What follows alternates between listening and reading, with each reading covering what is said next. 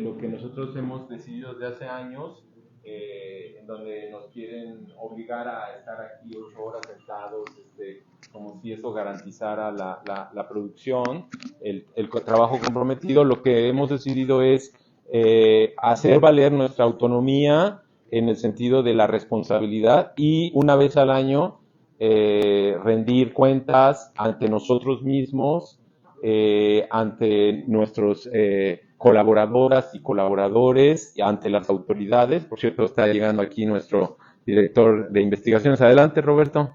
Y bueno, entonces, por eso desde hace años ya organizamos este festival académico, que es un espacio donde compartimos durante 3 días lo que hacemos, cómo trabajamos comprometidamente en la formación, en la coformación de seres humanos para la vida, cómo trabajando colaborativamente con las comunidades, con urbanas y rurales, con el cuidado de la madre tierra, cómo también hacemos investigación al mismo tiempo que aprendemos y formamos y al mismo tiempo que nos vinculamos con la realidad. Entonces, en estos próximos 3 días vamos a estar compartiendo los trabajos de los pasados 12 meses, en donde cada uno de los 4 grupos de trabajo de nuestro centro presentan sus logros, sus publicaciones, sus trabajos colaborativos, sus tesis, sus tutoriados, todo el trabajo que hacemos como académicos de una universidad pública comprometida con su responsabilidad social y ambiental. Entonces, bueno, el sentido de es traer a una persona que nosotros admiramos y consideramos que puede enriquecer a la memoria, a las reflexiones, a los saberes, y en este caso invitamos a Julieta Haidar, una queridísima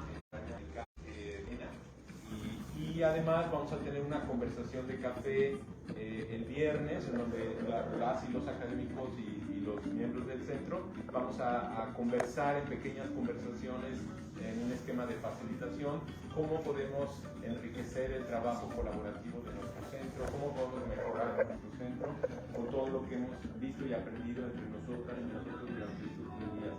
Y finalmente, el viernes, cuando terminemos, le vamos a dar un homenaje en un sentido. También cada año hacemos un homenaje, en este caso a la maestra Leticia Bravo, que se acaba de retirar del centro, fundadora del centro desde el 2005, fundadora del grupo lúdico desde el 2000, y que se retiró. Nos da mucha tristeza y también alegría que esté volando por los lugares, y le vamos a hacer un pequeño homenaje como una de las personas que ha contribuido a enriquecer y a profundizar el espíritu del Centro Ecodiálogo.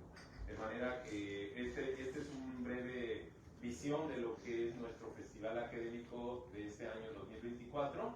Y bueno, finalmente, cuando todos nuestros académicas y académicos nos han enviado toda su producción, todos sus logros, para que vamos a enviar a las autoridades, al rector, a Roberto, a todas nuestras autoridades, lo que hemos hecho durante estos 12 meses, como una manera, decía, de rendir cuentas explícitamente, abiertamente, para precisamente poder seguir disfrutando de esta confianza que nos da el pueblo de México y la Universidad Veracruzana, de la libertad de cátedra y de cumplir con nuestras responsabilidades sin tener que estar siendo vigilados, sin tener que estar simulando, sino verdaderamente cumpliendo con nuestra responsabilidad. Entonces, bueno, muy bendecidos, muy contentos, hemos trabajado muy fuerte en este trabajo, muy contentos de que esté Roberto con nosotros. El rector se disculpa que está en México, no pudo asistir, y pues queremos nada más iniciar antes de presentar a Julieta, empezar, si gustan, con una breve agradecimiento. Si gustan, pueden poner sus manos hacia arriba y cerrar los ojos.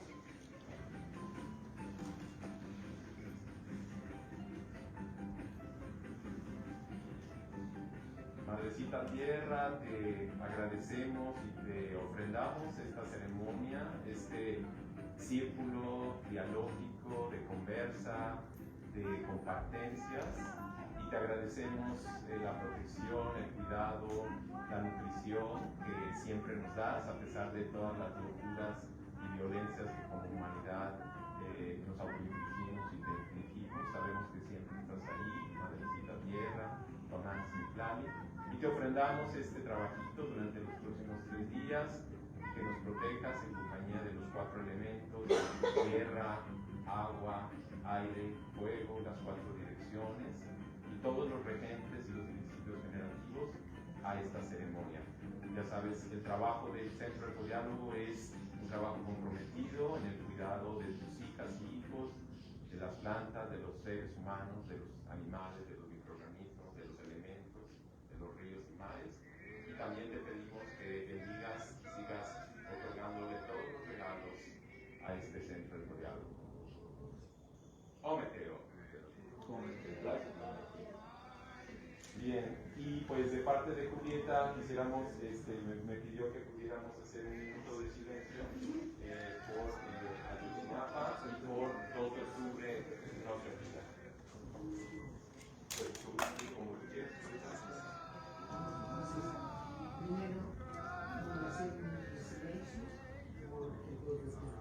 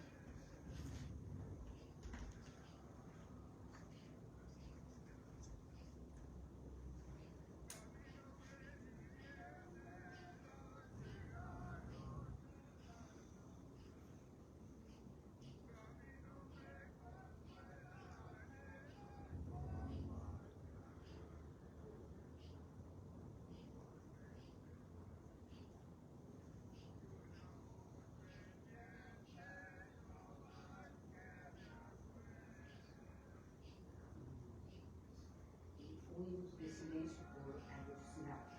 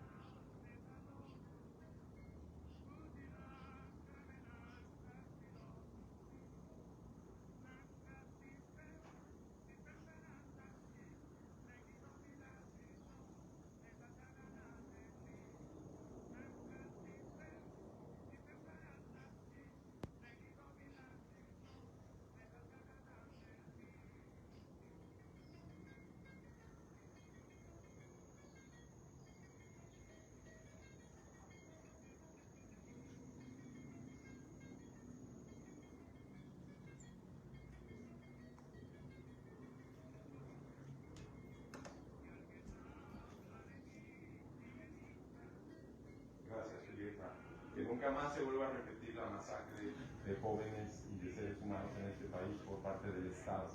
Hoy Claudia Sheinbaum y la Secretaría de Gobernación pidieron disculpas, pidieron perdón públicamente por la masacre del 68 y reconocieron que el Estado mexicano fue responsable de ello en uno de los primeros actos de Claudia Sheinbaum, lo cual pues es muy gratificante.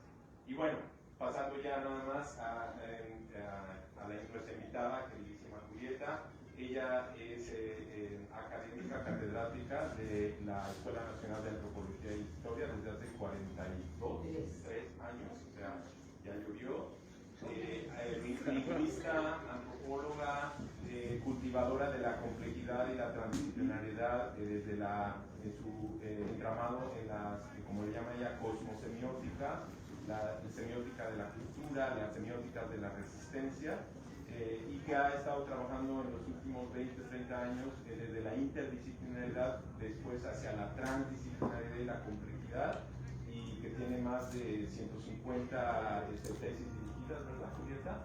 Y bueno, una gran amiga, organizadora que no se pudo llevar a cabo por la pandemia del tercer Congreso Mundial de Transdisciplinaridad, pero que hizo una labor increíble, que fue durante 50 semanas, 2 veces, de 2 días en esa semana, reunir a cientos de académicas y de personas en el trabajo de la transdisciplinaridad para poder, ellas pasarán mi colegio y muchos otros invitados, pues para poder suplir que no se pudo llevar a cabo este congreso. Y bueno, un enorme esfuerzo de Julieta y sobre todo su calidad humana. Y pues entonces en este día nos va a compartir su trabajo reciente que está haciendo en torno a la complejidad, la transdisciplinaridad y la semiótica. Gracias, Julieta, bienvenida. Muchas gracias. Yo Sí, te lo podremos poner.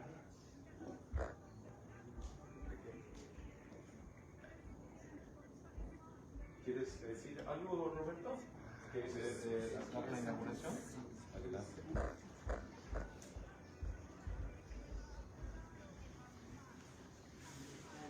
Nuestro director de investigaciones.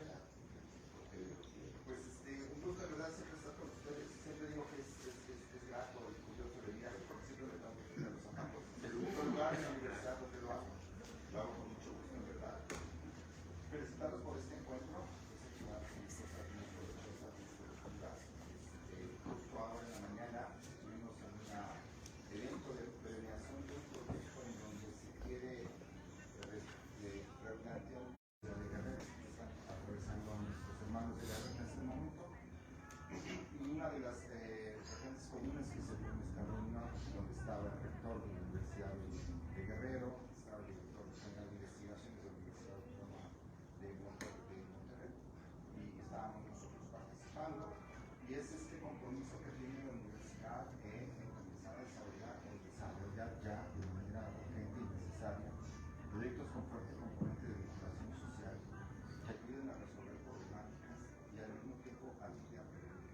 Tenemos problemas fuertes de desnutrición en nuestra población, tenemos fuertes problemas de salud, tenemos fuertes problemas de inseguridad, ¿no? De todos los sentidos, no nada más social, sino alimentaria también. Tenemos fuertes problemáticas ya en términos ambientales, todos sufrimos y padecimos la carencia de agua en la Pariscana.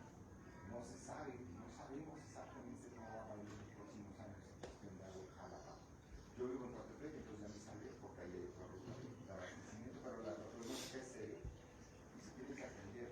Desafortunadamente no estamos desarrollando en la universidad muchas de estas temáticas. Desafortunadamente ustedes aquí se están abordando muchos de estos temas, ¿no? Y algo que se comentaba en esa reunión es que ya la universidad tiene que tener una participación más activa, decidida y empezar a plantear soluciones a estos problemas. Y ya todas estas queden finalmente en manos de los políticos para que se puedan realizar. Pero que de nuestra parte quede constancia de que nosotros estamos proponiendo y estamos guiando mucho de este conocimiento, ¿no? Además también del compromiso fuerte que tenemos para la formación de recursos humanos con esta visión, ¿no? De no desarrollar tanto ya proyectos de investigación que terminen allí en una revista, esperando que lo cite la gente, sino de que se generen a partir de estas investigaciones y de estas publicaciones productos más que se tengan un mundo. Ya la sociedad también nos lo está empezando a remarcar y a solicitar. Entonces qué bueno que estos espacios que ustedes están generando aquí precisamente tienen que ver con esa atención que se tiene que dar a las problemáticas sociales. Entonces felicidades y pues seguiremos con la batalla que últimamente nos está dando mucha pero ahí iremos resolviendo los temas que se van presentando. Entonces de verdad nos da muchísimo gusto estar con ustedes. Muchas gracias por quedarnos atentos a sus opiniones para poder tener una revisión. Gracias por la oportunidad. Gracias.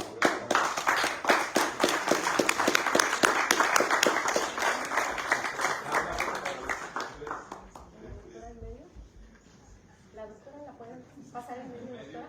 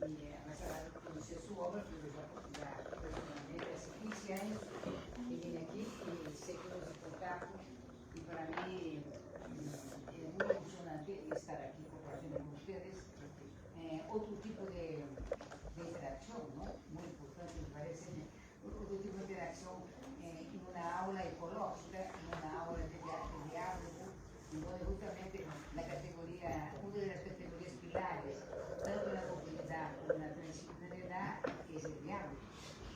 Y el diálogo que implica no solo el diálogo entre seres humanos, el diálogo entre seres humanos y la naturaleza, el diálogo entre todo el tipo de vida, que es muy importante. Entonces agradezco mucho la oportunidad, Enrique, ¿sí? ¿Y me parece? Sí, hola, hola. Dile que es para televisión. Sí, hola, sí. Sí se oye. Entonces agradezco mucho la oportunidad. Y ayer, cuánto tiempo después de mí le dije cuánto tiempo para no pensar mucho, y me dijo que ustedes después van a hacer preguntas, muchas preguntas, entonces vamos a cortar antes un poco la conferencia, porque él me dijo que ustedes se hacen preguntas, que es importante, ¿no? El diálogo y la interacción. Muchísimas gracias, entonces empezamos, yo voy a trabajar sobre epistemologías críticas de vanguardia, abriendo caminos desde la transdisciplinaridad e integrando arco-íris cognitivo. 4 núcleos temáticos. El primero, epistemologías críticas de vanguardia. El segundo núcleo, modelos y categorías transdisciplinares. Tercer núcleo, cosmos semióticos de la resistencia. Y cuarto núcleo, la transdisciplinaridad y la ética y la bioética, que es una ausencia profunda, siempre por una manera muy completa y ahora muy profunda en ese siglo XXI, y esos últimos años, de 20 y tantos años o más, donde la ética es ausente, ¿no? Muy ausente en términos de varios ámbitos de la cultura y de la sociedad mundial. Primer núcleo, la epistemología crítica de vanguardia, tenemos, son 6 epistemologías que estamos trabajando ya hace algunos años. Ese diálogo, no existe algún diálogo, pero no es un diálogo que está trabajado a profundidad. Por eso que nosotros colocamos la importancia de trabajar en el siglo XXI con esas 6 epistemologías que son epistemologías de crítica de vanguardia frente contra las epistemologías de la hegemonía, y colocamos en primer lugar el surgimiento o hacer visible las epistemologías ancestrales de América, de Asia y de África, que son epistemologías que estaban totalmente invisibilizadas, cuestionadas, subordinadas a la hegemonía. Entonces, a partir de esas epistemologías ancestrales revisitadas de América, de África y de Asia, planteamos recuperar como hace eco diálogo con vários tipos de proyectos, vários tipos de investigación, acción, recuperar todos los procesos cognitivos y emocionales de las culturas ancestrales de varios continentes. Es un punto muy importante. La segunda epistemología en diálogo, porque Edgar Morin trabaja la epistemología de la complejidad, y esa epistemología también, vamos a ver algunas premisas, coloca la necesidad de diálogo entre las varias culturas, entre los varios procesos de conocimiento, no solo de Europa. No es solo Europa que conoce, en todo caso. Y la epistemología de la transdisciplinaridad con Basarab Nicolás, porque bueno que el doctor Enrique lo trajo hace 15 años aquí y lo conocimos aquí, y después lo trajo más 2 veces, gran epistemólogo de la epistemología de la física cuántica hasta la filosofía, que es la epistemología de la transdisciplinaridad. Vamos a ver premisas. La decolonialidad, que yo creo que sí conocen aquí, no sé, Enrique, si han oído de la decolonialidad, por supuesto, y eso es poco conocido en otras áreas. Por ejemplo, yo decía, Enrique, una anécdota, que cuando vamos a Europa y decimos eso, los europeos tiendan, ¿no? ¿Por qué? Porque dicen, no conocemos esa categoría, no nos gusta esa categoría. Y después, cuando yo dije, no, nosotros somos decoloniales, y sí que he dicho es eso, un pleito cognitivo, pero enfim, aí estamos para dialogar com ele, você se verá, não? Epistemologia del Sur com o Movimento Religioso de Portugal, aunque são esses 3, esse daqui, né? A decolonialidade empezou nos Andes, Aníbal Quijano em Peru, e outros, Silvio Cuscanto em Bolívia, e outros, não? Essa decolonialidade está em América, mas depois vai para a África e tudo isso. S son posturas, son de Europa, pero ellos construyen desde otra trinchera, eso es importante. O sea, no importa de dónde son, importa desde dónde producen, pues ellos conducen desde la trinchera de la crítica. Y la epistemología materialista representada. Quiere decir que del siglo XIX al siglo XXI, 2 siglos tenemos para repensar el materialismo. Y en esta epistemología se conservan planteamientos críticos frente a las hegemónicas y posibilitan nuevos caminos para reflexionar, proponer una nueva civilización, una nueva humanidad más allá del antropoceno, que es el ser humano destructivo. Ahora aquí también ya hay una colocación que solo les digo a ustedes para que ustedes busquen después, que ya hay libros en donde la categoría de antropoceno, que es muy genérica, se sustituye con la categoría de capitaloceno. Quiere decir que no todos los seres humanos son destructivos. Están los gobiernos destructivos, pero no todos los seres humanos. Las comunidades ancestrales supuestamente no son destructivas de la naturaleza, de la cultura. Entonces todo eso hay que pensar. Entonces los libros que hay que revisar, que se le van a pueden buscar en Google y Google Académico o la Academia de Cultura capitaloceno en la categoría. La epistemología ancestral invisibilizadas. Yo coloco una síntesis muy breve porque si no nos da tiempo. Estamos trabajando en eso para publicar un libro de ese diálogo epistemológico, un diálogo epistemológico planteamos que es importante para la investigación-acción. Como decía el director, ¿no? No es importante solo la producción para las revistas y para la puntitis de conocimiento. No es, está grabando, pero bueno.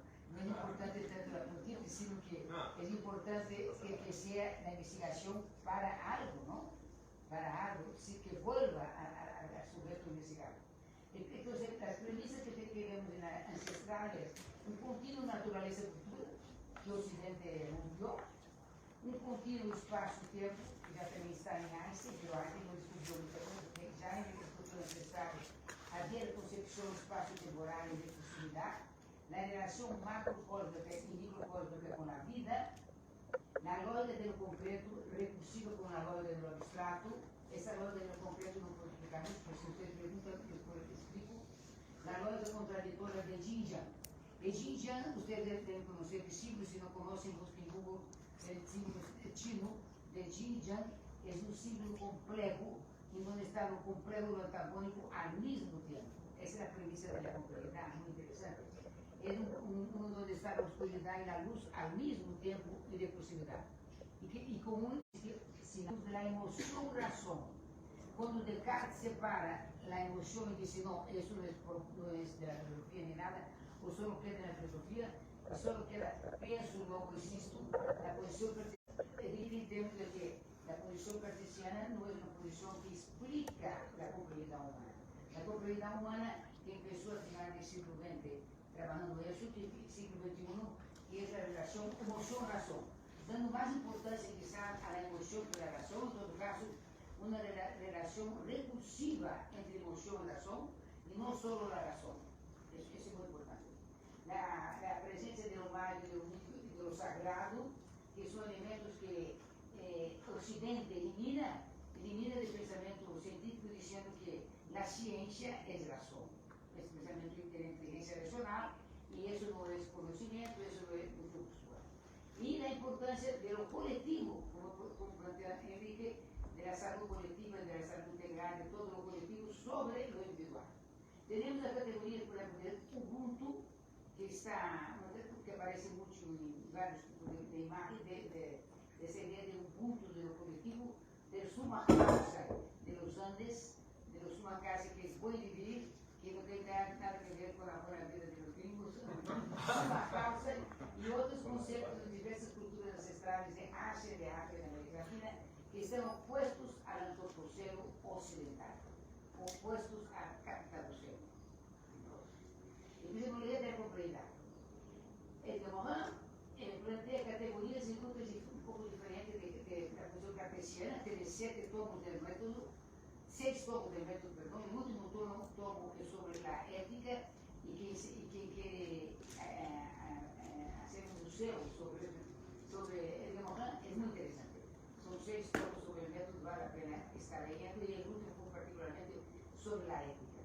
Entonces tenemos categorías diferentes de la ciencia cartesiana, ciencia clásica, que es la incertidumbre, lo impredecible y lo imprevisible. Es interesante, viene de la química, quiere decir que no es una posición cartesiana de la certeza, todo lo contrario, que el procedimiento del conocimiento actual de las ciencias naturales y ciencias sociales pasa por eso, ¿no?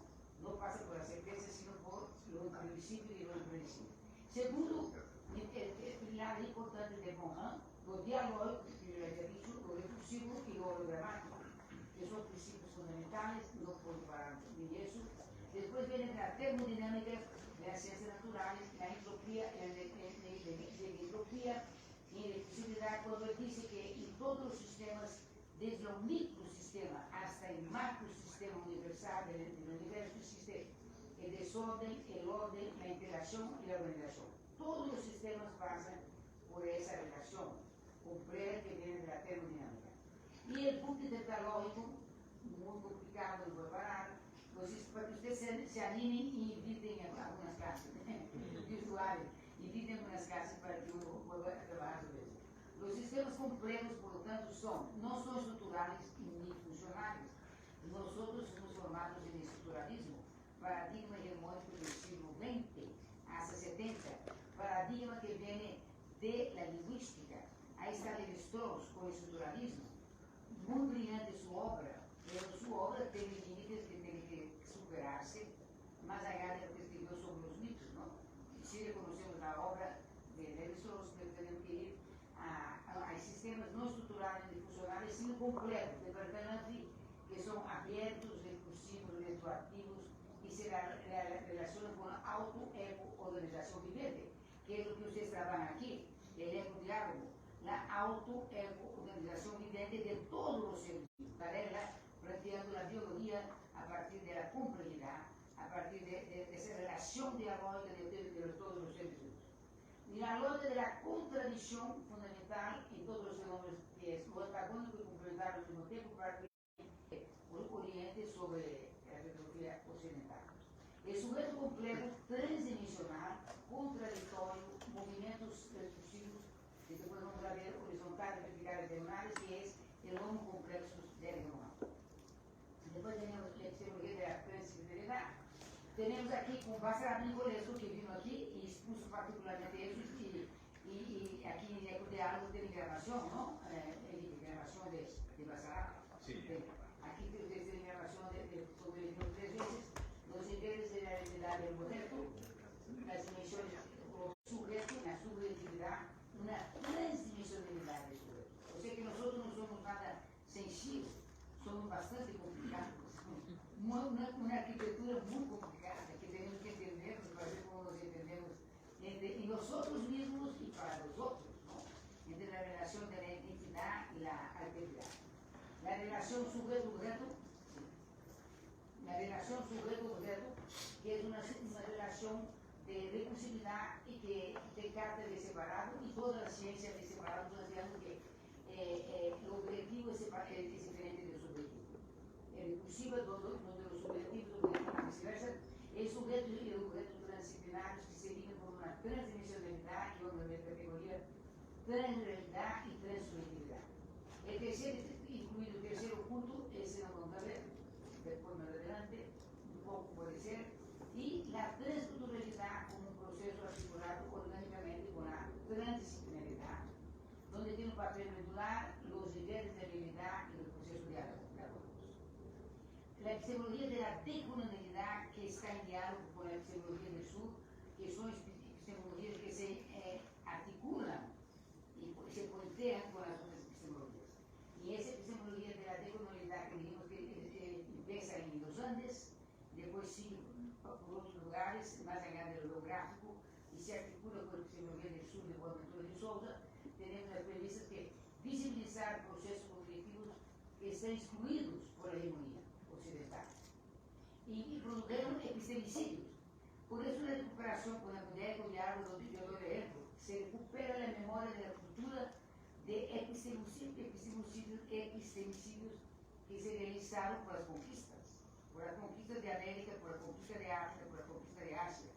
Son, lo que plantea Grossfogel, epistemicidio, quiere decir, se cumple los procesos cognitivos, se elimina el proceso cognitivo de la memoria de la cultura ancestral milenaria, por ejemplo, de China, ¿no? Que China estaba invisibilizada hasta ahora, ¿no? Hasta ahora, que empezó porque de repente hace un boom violento.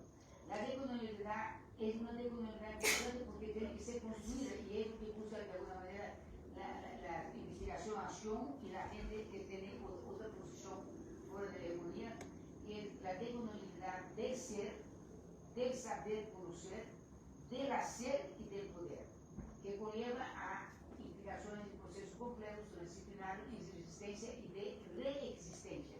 Reexistencia es una categoría que usa Antoine de Colombia. Antoine de Colombia, que tenemos publicado en algunos trabajos. Las dos defienden el conocimiento de procesos cognitivos desde otras trincheras, desde las fronteras excluidas por la hegemonía y la inclusión del sur simbólico de todo lo ancestral y milenario. Las dos proponen la recuperación, la conservación, la lucha por la memoria de la cultura, por la memoria histórica ancestrales y por otros tipos de memoria que resisten a pesar de milenios y ciclos de dominación. Criticar a profundidad el despojo y recuperar todas las prácticas y elementos usurpados principalmente por Occidente.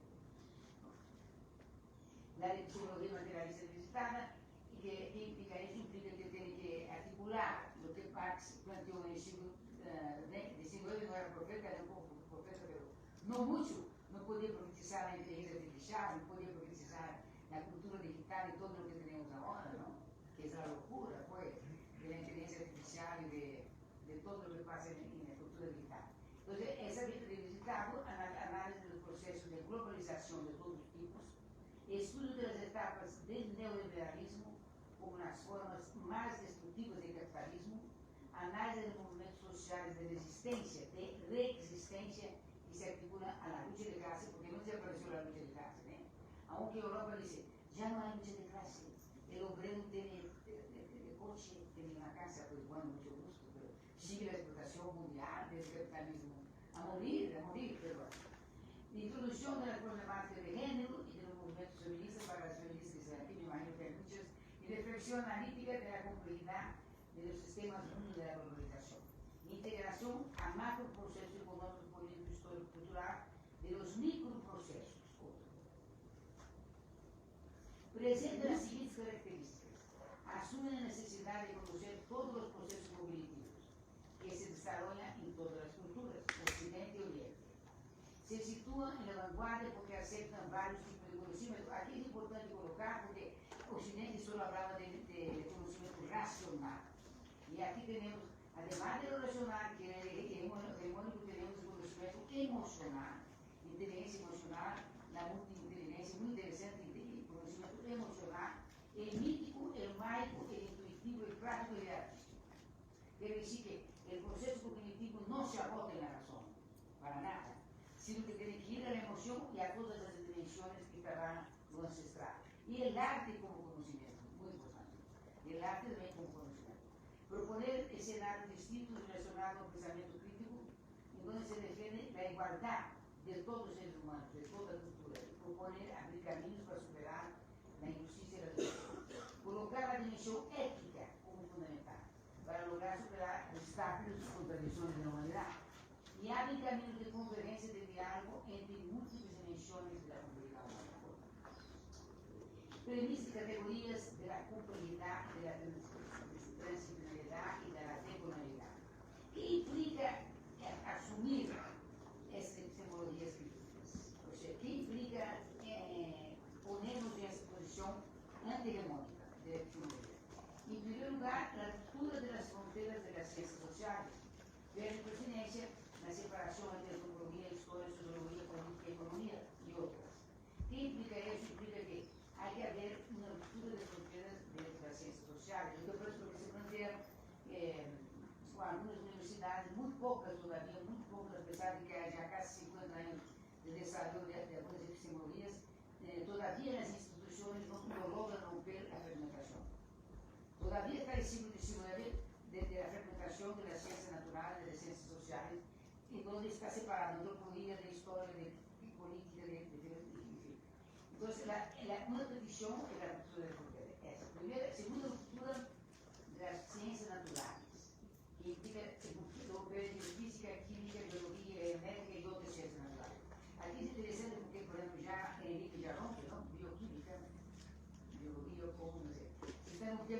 Las ciencias naturales son las que primeras empiezan a romper, aunque sean las ciencias duras, son las primeras que empiezan a romper las fronteras. ¿Por qué? ¿Por qué? Porque la física, la química, la biología solo no consiguen explicar ya. Entonces, por eso la ruptura de las fronteras implicaría ese diálogo de los procesos cognitivos. Y la ruptura, como decimos en médico, la mera es la más difícil, que podemos entrar y vislumbrar, pero quien va a conocer eso a partir de la inteligencia artificial y a partir de la cultura digital, pueden conocer, porque tienen ya traducción automática en todas las lenguas de Chile, de alemán y de todo, es la ruptura entre las ciencias naturales, inclusivamente con las ciencias sociales humanas, con las ciencias exactas, las ciencias artísticas, lo filosófico, lo espiritual, lo sagrado. Lo que implica un desafío importante para realizar el conocimiento desde un continuo completo. Esa tercera ruptura, que es la ruptura a profundidad, o sea, la ruptura a profundidad, es la ruptura que implicaría un nuevo conocimiento. Un nuevo conocimiento para el ser humano, un nuevo conocimiento para la humanidad, un nuevo conocimiento para salvar el planeta Tierra, para salvar el ser humano. Eso es lo que se plantea. Está muy difícil todavía, porque más conseguimos romper las fronteras de las ciencias. Ese es el mero conocimiento que procura con las 6 epistemologías. Rupturas epistemológicas necesarias para lograr conocimientos transdisciplinares y completos, decoloniales para enfrentar el problema del mundo y de la humanidad y el siglo XXI. Reconstrucción del ser, saber, conocer, poder hacer, desde lo decolonial y la epistemología del futuro. Tenemos que ver algunas reflexionar sobre esas categorías, no vamos a parar ahora, que sería, ustedes conocen, planteaba la década de 70, 60, junto con eso, desde 60, interdisciplinaridad, que Luis Hurtado luchó mucho la interdisciplinaridad con la disciplina del siglo XIX, porque era el paradigma hegemónico, de decir, para conocer bien hay que tener disciplinar, es decir, tenemos que ponernos o en la física, o en la química, o en la genética. O tenemos que ser o antropólogos, o historiadores, o arqueólogos, o economistas. Sino que aquí la interdisciplinaridad planteaba en la década de 60 ya la debilidad del conocimiento disciplinario y plantea la interdisciplinaridad. Y después viene la transdisciplinaridad, que es un salto cuántico, porque la transdisciplinaridad y la complejidad aparece justamente por la década del 80, se va sistematizando, y en 1994 está la primera carta de la transdisciplinaridad junto con la complejidad, donde hay un salto cuántico que tiene mayor profundidad cognitiva que después podemos explicar. A partir de aquí aparece la categoría de antropología, aparecía en 50 multiculturalidad, después interculturalidad, y ahora lo que plantea Vassar Nicolescu, la transdisciplinaridad es transculturalidad, que es un proceso que corresponde a la transdisciplinaridad. La construcción de categorías transdisciplinares implica integrar varias premisas y varios procesos cognitivos. Entonces, por lo tanto, tenemos varias categorías que vamos a ver. La transgeneridad, que implica la habilidad del sujeto-objeto, la transculturalidad, el transhumanismo y posthumanismo, y la transsubjetividad. En la transgeneridad vamos a destacar una categoría muy importante para el mundo actual, que era de la pandemia y de las guerras, en el ciclo de espacio-tiempo que plantea Nicolescu. Certo. Comparando, estamos entendendo, porque eu estava falando assim, pero está rápido. Está entendendo pelo que se entende? Dice algo más despacio. No, está bien. No sé. Bueno, ustedes dicen. Transrealidad.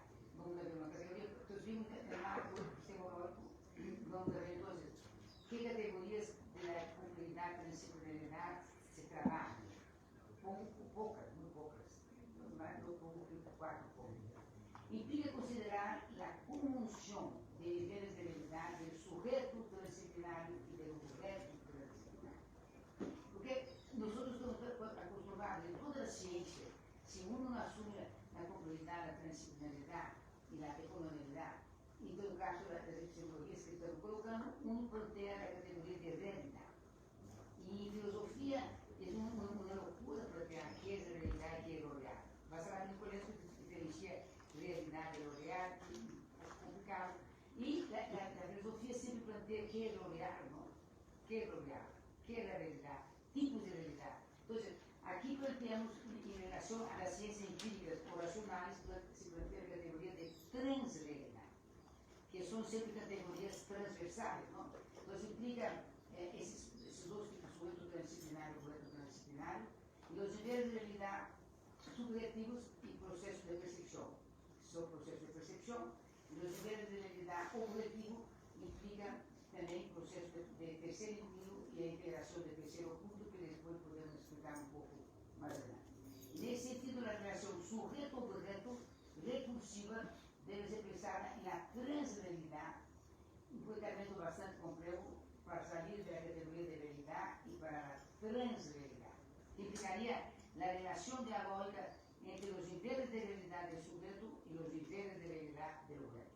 Então, é uma categoria de alto alcance explicativo, ¿no? Las categorías de gran valor heurístico, categoría que alcanza otros horizontes cuando los ligamos al ciberespacio-tempo, que es la categoría de Bazarán Nicolescu y que se desarrolla en el mundo actual. Realmente el ciberespacio-tempo produce una realidad virtual en donde no sabemos si esa realidad, cómo se dialoga con la realidad entre comillas real.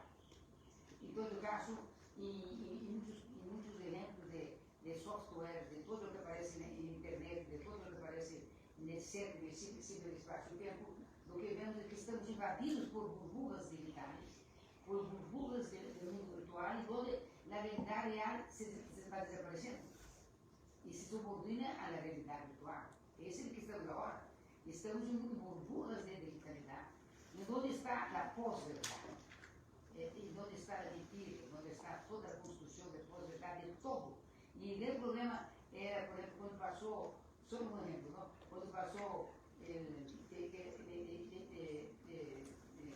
atacaron a Trump, le ganaron en la oreja, preguntaban a todo el mundo si era una posverdad, si era construcción o no, porque todo es un problema de construcción, ¿no? Todo se puede construir, todo se puede construir en el mundo digital. Entonces tenemos el simple espacio-tiempo, la relación de la realidad virtual con la realidad real, en una paradoja completa. El ser, por lo tanto, ciberespacio-tiempo, es natural que se basará en el porque está en el mundo cuántico, procesos cuánticos en que está la naturaleza y la vida. El ser que es artificial también es natural, artificial, por eso decimos, son dos dimensiones importantes, porque utiliza una lenguaje artificial y descubre una tecnología sofisticada, reservada del ser humano. Lo natural y lo artificial al mismo tiempo produce una interfaz constitutiva del ser humano con el computador y del ser humano con la naturaleza. La existencia de la realidad material versus la realidad virtual produce la hiperrealidad que domina en el mundo contemporáneo con consecuencias positivas y negativas. Entonces estamos de alguna manera en lo que plantea Baudrillard y un nivel de hiperrealidad, y donde tenemos la relación, la realidad material con la realidad digital, ganando en el diálogo, la realidad virtual. No está ganando. Porque cuando uno pregunta, ¿dónde está la verdad de los hechos? Y si tú vas a internet y te llega miles y miles y miles de la infodemia, de información por internet, tú no sabes ubicar dónde está la verdad y qué tipo de verdad, ¿no? Entonces lo que vemos es dónde buscar la verdad. Está ahora el gran desafío que tenemos frente al ser. La relación especular que se realiza entre los procesos cuánticos del cerebro humano y del ser, nacimiento histórico del primer tipo de interacción ternaria, lo infinitamente pequeño y lo infinitamente grande, consciente. La causalidad del ser es una causalidad abierta y bucle que relaciona la interfaz del ser humano con el computador, del ser humano consigo mismo, y un nivel de percepción gracias a la interacción con el computador y el computador con las potencialidades del medio de interacción con el ser humano. Eso se proyecta en otros procesos como en transculturalidad digital, que impacta con las nuevas formas comunicativas de los nuevos sujetos digitales completos, que es el ciberantropo. El ciberantropo, en 1980, el gran filósofo Henri Lefebvre escribió el libro El ciberantropo, profetizando lo que estamos ahora. conhecimento militar completo. Ele profetizou já isso 40 anos antes. Muito interessante. Transculturalidade. Transculturalidade quedou um pouquinho, não? Quedou. Não quedou? Quedou um pouquinho. La transculturalidad, la categoría de mayor alcance para el análisis de los complejos procesos culturales, es la de transculturalidad que se retoma en la década de los 80 y sigue hasta el momento, aunque todavía la interculturalidad es la más difundida. Fernando Ortiz, cubano, utiliza el concepto de transculturación en 40, lo que puede aproximarse a esa categoría de pasar a la transculturalidad permite profundizar los alcances heurísticos para analizar procesos complejos transculturales. La categoría aparece en una carta de la transdisciplinaridad que vamos a celebrar los 30 años de noviembre. 94, primera carta, y varios artículos como y un núcleo analítico del manifiesto de la transdisciplinaridad de la sala de colegio. Características de la transculturalidad. O sea, ¿por qué nosotros estamos planteando, por qué cambiar de interculturalidad a transculturalidad? ¿Y por qué cambiar de realidad a transrealidad?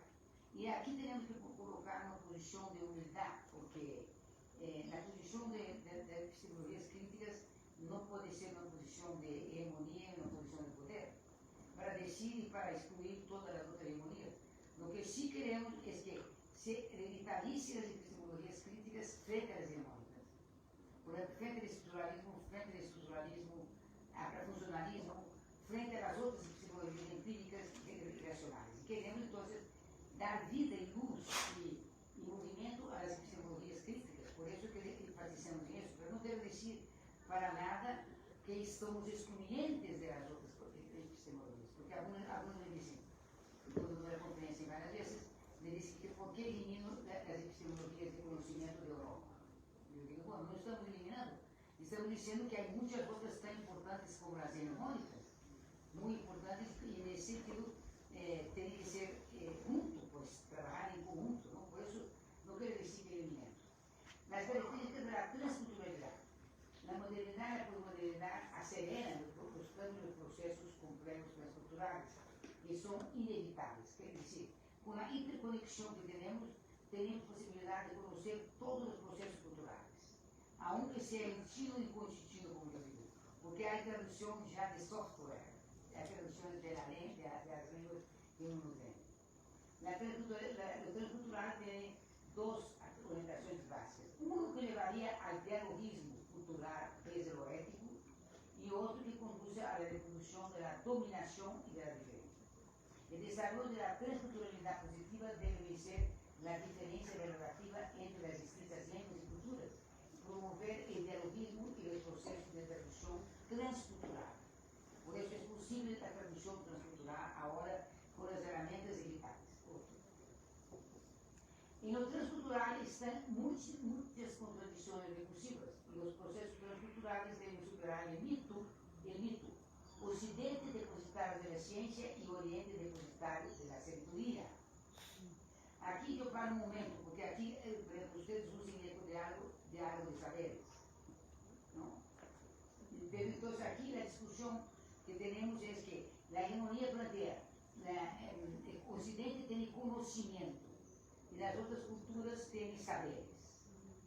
Entonces, lo que estamos planteando actualmente, a partir de la crítica a la categoría hegemónica de conocimiento, decimos que todos son conocimiento. Algunos quieren conservar saber, pueden conservar para diferenciar el saber del otro con el conocimiento hegemónico, pueden conservar. Pero lo importante es que no podemos jamás oponer conocimiento a saber. Porque el conocimiento racional hegemónico de Occidente planteaba que era el conocimiento de la ciencia y de la laboratorio. Y que el otro conocimiento práctico, intuitivo, emocional, mágico y mítico no era conocimiento. Nosotros planteamos, por eso planteamos la premisa que todos son conocimientos valiosos, verdadeiros, valen igual que el conocimiento del laboratorio. Incluso en la ponencia del Congreso Mundial que tuvimos de Transdisciplinaridad, se planteaba justamente en los Andes que ellos lograban conocer elementos de la física que no tenía que la teoría física tiene que conseguir por la observación, por el conocimiento intuitivo y la observación práctica, sin laboratorio. Y también conocía a partir de otras dimensiones de la realidad, como la espiritualidad y la filosofía. Lo transcultural implica la apertura de todas las culturas que se intercruzan a partir del proceso de traducción transcultural, un bucle recursivo. Desde lo transcultural no existe ninguna cultura privilegiada que se puede dudar sobre otras. Lo transcultural es la condición de ser de la cultura, porque siempre ha existido relación entre las culturas, pero en el mundo actual tiene varios alcances, por ejemplo, la globalización, por el desarrollo de la hiperconexión total y una continua circulación transcultural de múltiples culturas. El lenguaje y la comunicación transcultural pueden hacerse posible el diálogo entre todas las culturas, asumiendo la relación recursiva entre lo homogéneo y lo heterogéneo, aspecto fundamental de la investigación transdisciplinaria compleja de Bologna. Los tipos de transculturalidad. Los procesos transculturales se configuran en varias dimensiones, como son la traducción transcultural, la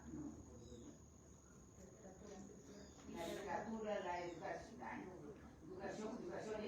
educación, la comunicación, el turismo, todo eso. Enfermedad transcultural, psiquiatría, terapia transcultural, psicología, espiritualidad, arte transcultural, música transcultural y varios niveles transculturales. Entonces ahora con la globalización y todo, tenemos la posibilidad de estos procesos transculturales. Por lo tanto, lo transcultural es seductor porque es ejecutar como el otro. Puede ser posible en un mundo donde la heterogeneidad de lenguas y culturas orden simbólico y se movimenta cada vez con mayor velocidad por la hiperconectividad y por la existencia de las sociedades de información, de las sociedades de conocimiento y de las revoluciones de psicología y de ser en el mundo digital. Ahora vamos a pasar a la tercera categoría, transhumanismo, posthumanismo y transculturalidad.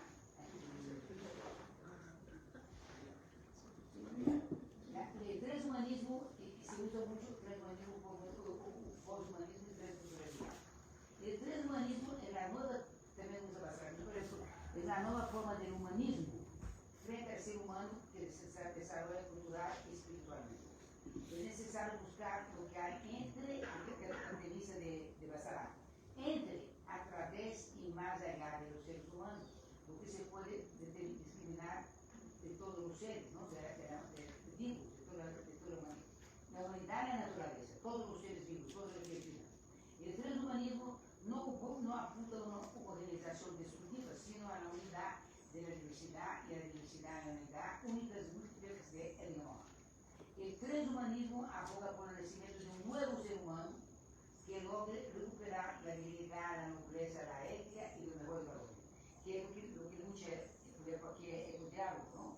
Y otros grupos del mundo luchan por construir ese nuevo ser humano, que está bastante difícil porque todavía es un ser humano que está, como decía Lockman, todavía está en la periferia. Ojalá estuviera en el centro, ¿no? Está todavía en la periferia de África, de América, de Asia. Ojalá estuviera en el centro ya ese nuevo ser humano para impulsar proyectos de humanidad, nobleza, ética y valores. Importante reflexionar desde otras culturas ancestrales en donde esa categoría debería problematizarse por la existencia de otros, eso es importante, no humanos, una subjetividad que rompe la frontera naturaleza-cultura. Aquí yo paro un poquito porque justamente en la condición de la relación ancestral entre la naturaleza y cultura, la categoría de sujeto sale del humano y va a la naturaleza. O sea, la subjetividad es humana y no humana. Es una subjetividad en la naturaleza. Sí. A mí me interesaría saber si desde la epistemología crítica tienen una idea como de este nuevo ser humano al que se logra aspirar, porque bueno, en la ilustración o bueno, en muchos procesos históricos sí se ha aspirado a un modelo de ser humano, ¿no? En la ilustración quizá el que tenía el conocimiento, la razón, científico. Entonces, no sé si como que ya se han, entre comillas, puesto de acuerdo para saber cómo debería ser este nuevo ser humano. No, cómo debería ser. ¿Cómo debería ser? Porque son palabras no, como... ¿cómo ese dogma, ¿no? No. Claro, el ser humano, si uno pone el proyecto, por ejemplo, del renacimiento, el proyecto de Occidente del individuo, ¿no? Como individuo aislado, todo eso es una subjetividad que es diferente de la subjetividad que está en África y en los ancestrales, que es la idea del Ubuntu. El Ubuntu es así. La imagen del Ubuntu que ustedes buscan en Google es así, están sentados así. En África, en esa relación circular de diálogo entre los sujetos y en términos de colectivo. Ese ser humano nuevo es un ser humano que está diciendo que tiene que superar la injusticia, superar la dominación, superar la guerra, el conflicto y plantear la paz, plantear valores éticos, el respeto al otro, la dignidad. Y eso, la lucha de la humanidad, podemos decir que la historia de la humanidad, entre comillas, es, no queremos ser negativa, es una historia de la deshumanidad. Toda vez que, desde que existe el ser humano, hay la lucha por el poder. Por eso, aunque había culturas ancestrales en donde la lucha por el poder estaba subordinada a lo colectivo, pero era diferente del Occidente. El Occidente, por su máximo nivel, Grecia y Roma, por ejemplo, toda la lucha del Imperio Romano, el imperio más fuerte, toda la lucha por el poder, ¿no? Entonces, esa historia de la humanidad, como Marx decía, solo para empezar la historia de la humanidad cuando termine la lucha de clases. Y todavía no termina. Entonces, si termina la lucha de clases y buscamos un mundo en donde no es importante ni la dominación del territorio, ni la dominación de todo lo que pasa con el alto capital que está ahora, esa es la búsqueda, ¿no?, del nuevo ser humano, una construcción bastante difícil, que grupos como estos están haciendo, ¿no? Y otros grupos en otras partes del mundo, de África, de aquí América Latina, de la misma Europa hay grupos, de la India también hay grupos, en China también hay grupos, pero como decir todavía está en la periferia y no está en el centro. Ojalá estuviera en el centro. Ese es el nuevo ser humano y ese es un desafío, un gran desafío de lucha. Entonces, aquí está, ¿no? La frontera entre la estructura, aquí ampliamos del segundo sujeto, salimos del sujeto humano a toda la subjetividad que está en la naturaleza. Que si vamos a Mesoamérica, todos los sujetos que están en la naturaleza, el sol, el poco espacio, todo. Por ejemplo, los mayas, ¿cómo se llama? El árbol. Ceiba. ¿Los cenotes? ¿Cuál? ¿Cenotes? El árbol es la ceiba, ¿no? Que es un sujeto, incluso origen de la vida. El transhumanismo abre dos caminos de encrucijada: el campo positivo y la reflexión crítica sobre el humano para recuperar los mejores valores de sensibilidad del ser humano y lograr luchas y vencer tremendas contradicciones de justicia. El camino negativo que colocamos en el poshumanismo, ligado a la subordinación frente al transhumanismo, a lo humano, a la tecnología, a las máquinas, en donde lo humano pierde espacio para las máquinas, la robótica, que parece estar venciendo. En esta disyuntiva, la transicionalidad, la complejidad, la decolonialidad aboga por el transhumanismo para lograr recuperar las principales potencialidades del ser humano. Y con eso desarrollar los procesos transculturales globales, en donde prevalece el respeto a la ética y la alteridad. No solo humana, a la alteridad en toda forma de vida sobre el planeta, en toda la forma de vida sobre el mundo, ¿no? Sobre la madre tierra. Ok. La cuarta categoría, el sujeto de la transhumanibilidad. Tenemos una categoría trabajada de manera completa y transdisciplinaria, que supera la categoría en psicología, supera la categoría en psicoanálisis, supera la categoría en lingüística, porque plantea una transdimensionalidad y una arquitectura compleja de los sujetos. O sea, porque me decía Enrique que le puso llamar persona, puede llamar persona, pero la persona está muy matizada también, pero puede ser, si está reconstruida. La persona y el individuo está muy matizada por la idea renacentista y la idea del individualismo. Y solo si se le trabaja la categoría con premisas, se puede, ¿no?, como ustedes hacen, se puede usar. La categoría del sujeto nosotros retrabajamos desde la complejidad, la decolonialidad y la transdisciplinaridad.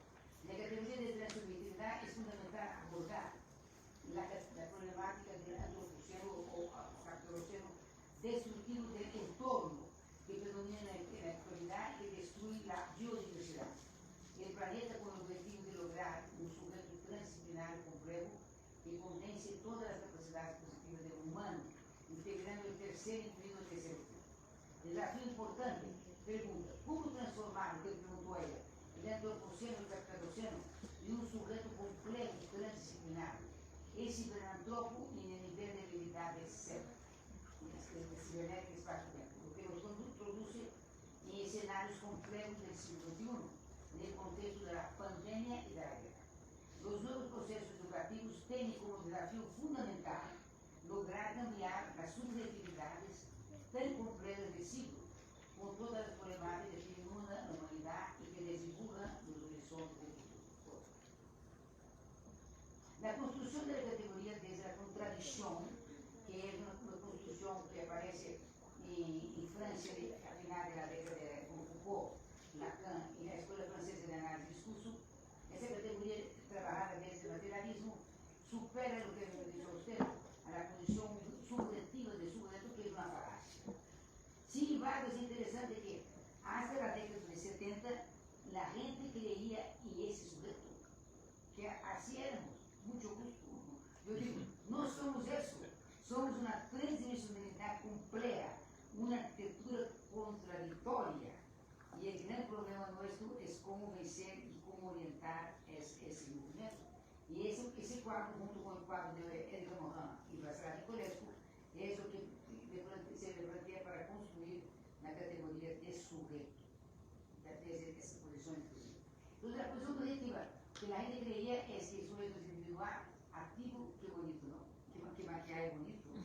Somos individual, activos, somos nivel psicológico, autónomos y libres, ¿cómo no? Con nivel de sentido coherente y conscientes. Mucho gusto. Es una falacia absoluta. ¿Qué es el sujeto? Tampoco es eso el sujeto. Ese también implica un sujeto subordinado a todo lo otro. Entonces, en términos de la recursividad y de la continuidad y de la disciplinaridad, tenemos que dialogar las dos comunas. Entonces, el sujeto, en la función colectiva que aparece con Foucault, todo el mundo conoce Foucault, si no conoce, tiene que buscar. Si no conoce, debe buscar Foucault, que fue contradictorio, absolutamente contradictorio en su vida. No voy a decir por qué. Sí, no, terrible. No voy a decir por qué. Contradictorio, una cosa que escribía, otra que hacía. Así es. Acabó la resolución, pero digamos que esté bien. Era un gran La escritor. función colectiva que aparece al final de la década de 70, 60, la posición es colectiva, es pasivo, es sociocultural histórico, está sujetado, Michel Péchet, de la escuela francesa, no libre, es soporte de sentido, no cree sentido, no, yo creo, yo, es decir, el egocentrismo del sujeto de psicoanálisis, mucho gusto. El es contradictorio y es inconsciente. Ahora, ¿cómo hacemos para salvar el sujeto? No. ¿Cómo hacemos para salvar el sujeto? ¿Cómo hacemos para salvar el sujeto de la falacia que era y de ese que es un soporte, ¿no? Que quedamos desestabilizados, ¿no? A su favor, ¿no? Entonces, lo que planteamos es que debe haber un diálogo de las dos, el diálogo recursivo. Pero, empezando por aquí, esa es la comuna que condiciona lo que es el sujeto. Pero no quiere decir que solo aquí, sino que el sujeto es colectivo y va para allá, es pasivo así. Esa es la recursividad. Es sociocultural histórico, teniendo dimensión psicológica, es sujetado por la ideología y por el poder, pero también puede ser libre. Ahí estamos ustedes aquí con la libertad frente a la universidad, la libertad del espacio y del tiempo, la libertad en sus prácticas, ¿no? Busca la libertad. Entonces, frente a la institución, autónomo libre, soporte de sentido, no. Soporte de sentido que viene sentido de la ideología, del poder, y origen de sentido también puede ser. Contradictorio, pero también puede ser coherente, con mucha lucha, ¿eh?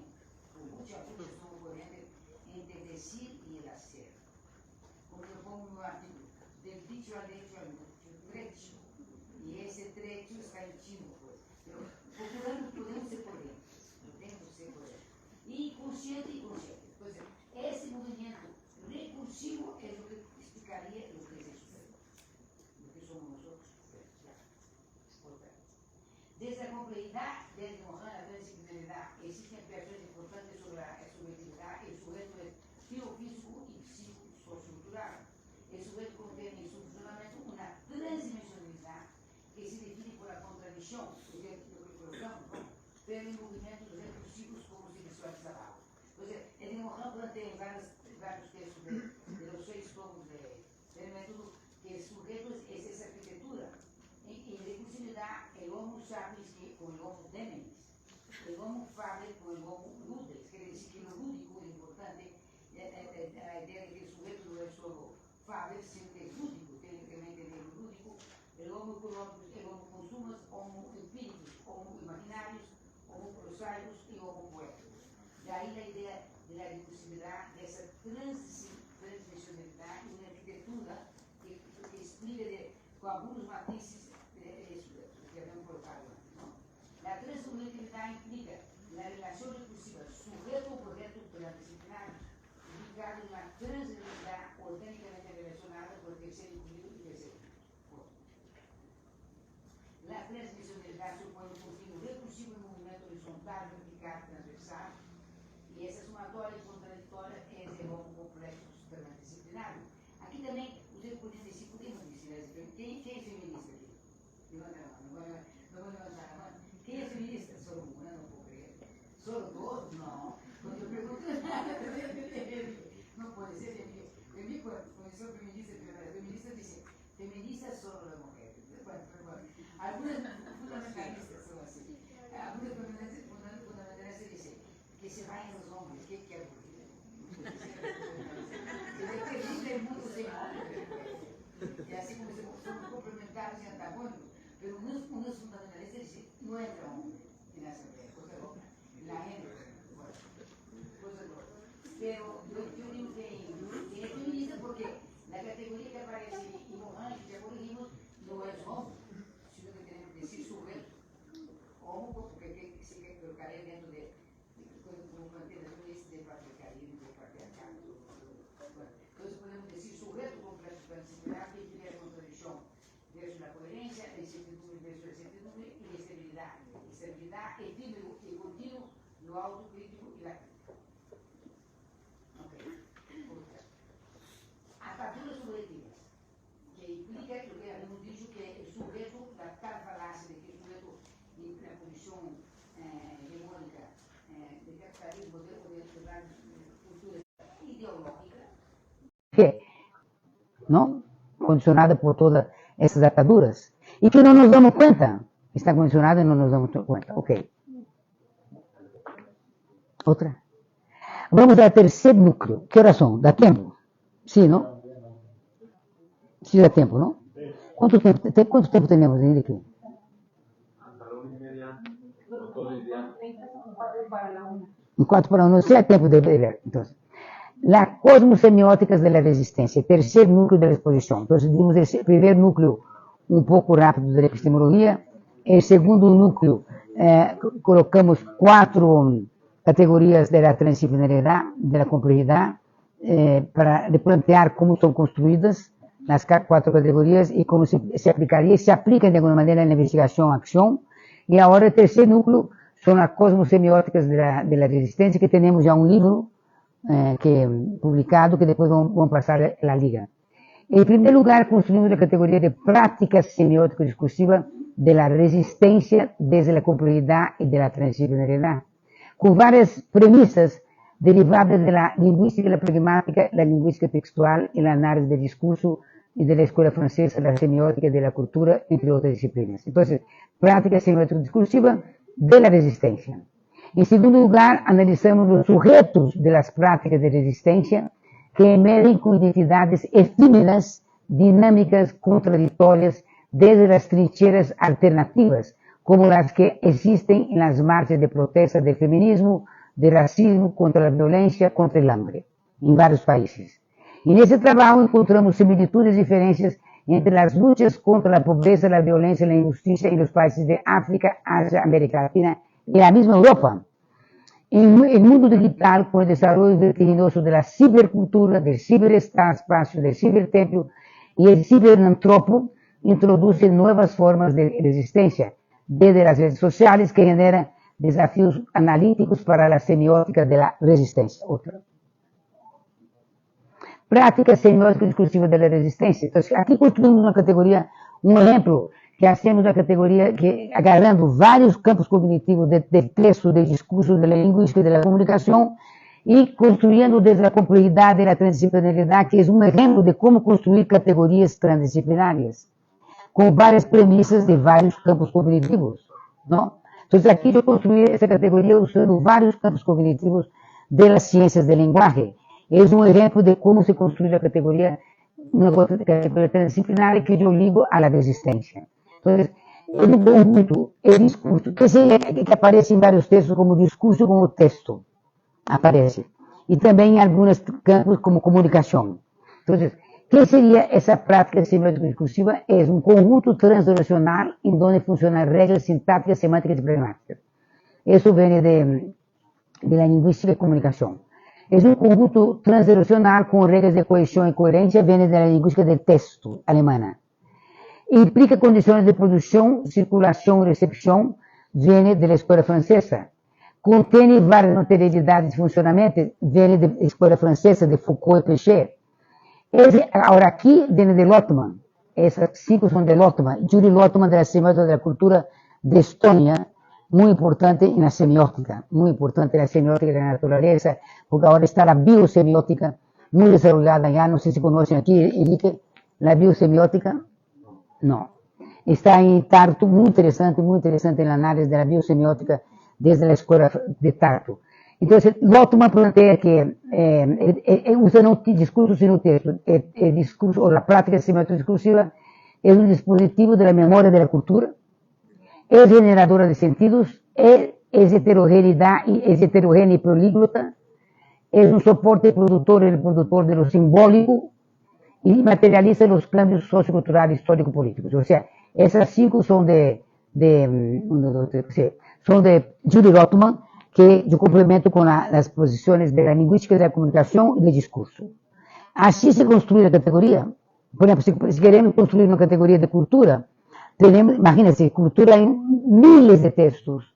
Hay que escoger qué escogemos, qué autores escogemos, qué antropólogos y qué premisas que interesen para construir una categoría operativa que pueda explicar la cultura, ¿no? Entonces hay múltiples cosas para construir. Entonces hay que saber cómo construir, con premisas. Y esa es la postura teórico-metodológica de construcción de las categorías de la transdisciplinaridad.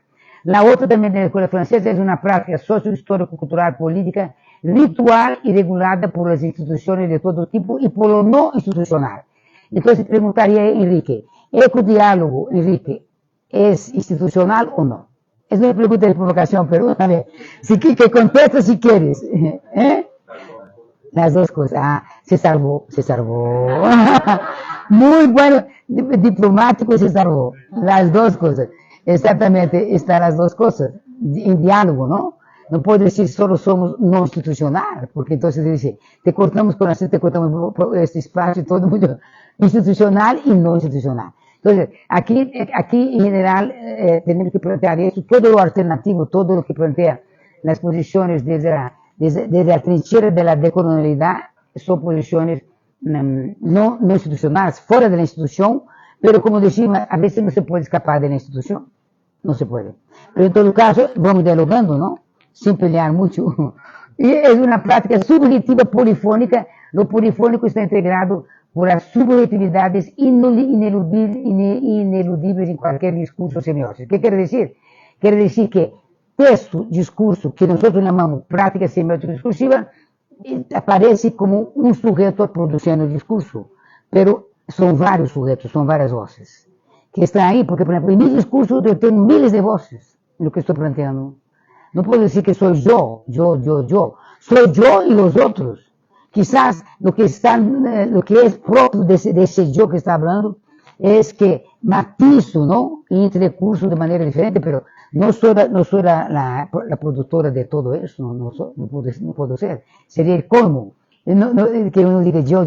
De ahí la idea de Lacan, de psicoanálisis, que el sujeto tiene que tener un núcleo egocéntrico del ego, pero ese ego no puede ser muy grande, pues.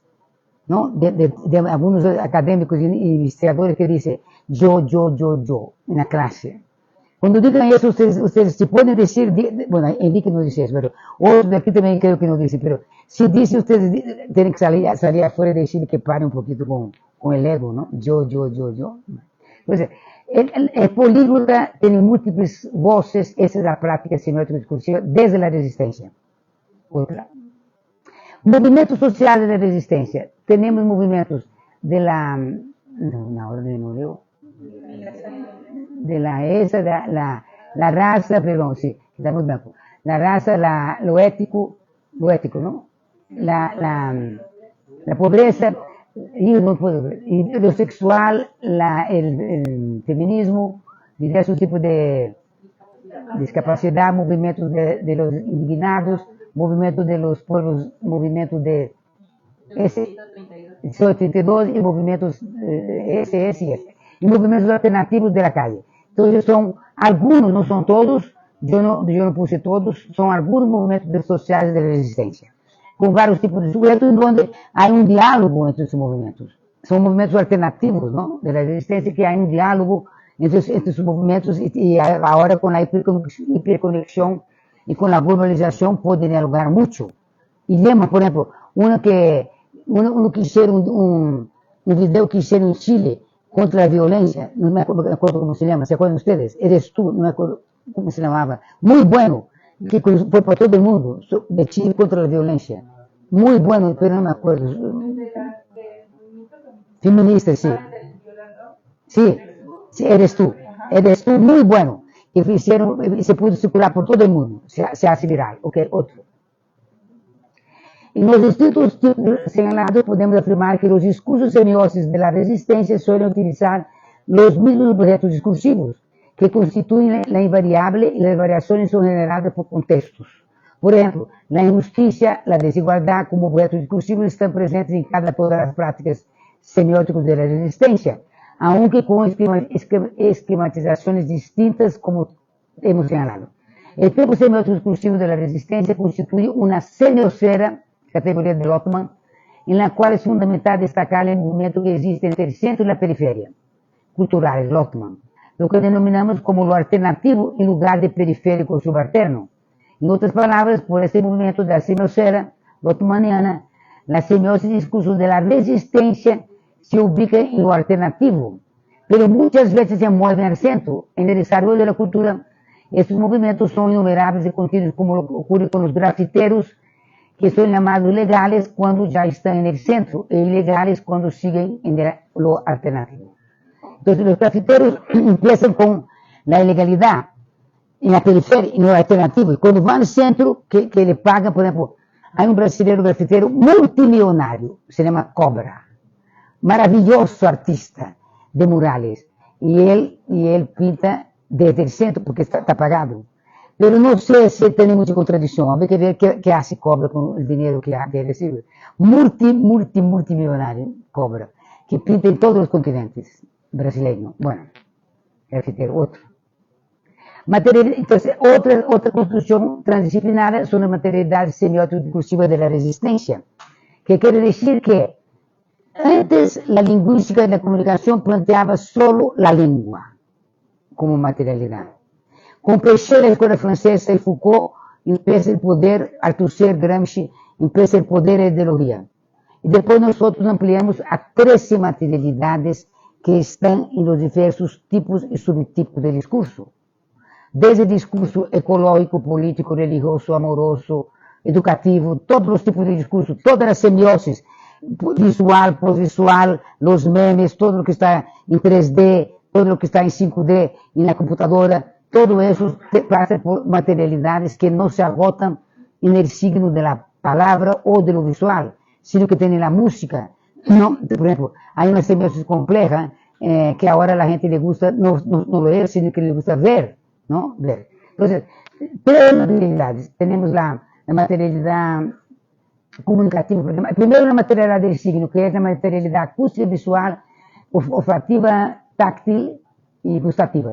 La comunicativa pragmática, ideológica muy trabajada del poder, la cultura, la histórica, la social, la cognitiva, la del simulacro, que es muy interesante, porque todo es simulacro ahora, y como habíamos dicho a ustedes, la posverdad es mentira y simulacro, todo se simula, todo se puede simular. Por ejemplo, me llegó una cosa bastante grotesca, que era la candidata Calama, ¿no? Calama besándose con Trump, me llegó un meme. Y después Calama embarazada de Trump, muy grotesco, pero llegó. Y si tú no conoces, si la gente no conoce, va a creer que sí, ¿no? Bueno, entonces, el simulacro, la psicológica, la psicoanalítica, la estético-retórica y la lógica filosófica. Y esas materialidades, primero construimos esa arquitectura en la producción semiótico-discursiva.